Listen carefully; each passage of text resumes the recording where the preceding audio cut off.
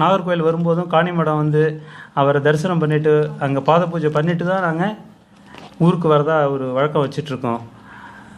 அது எங்களுக்கு மிகப்பெரிய ஒரு திருப்தியை கிடைக்குது.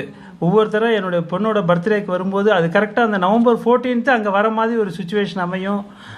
நம்ம சுவாமிஜியும் அங்கே நாங்கள் வந்து மீட் பண்ணி அங்கே பாத பூஜை பண்ணிட்டு தான் வரோம். அது இந்த ஒவ்வொரு வருஷமும் நடந்துகிட்ருக்கு. இதுக்கப்புறம் நடக்கணும்னு நாங்கள் யோகிராம்கிட்ட வேண்டிக்கிறோம்.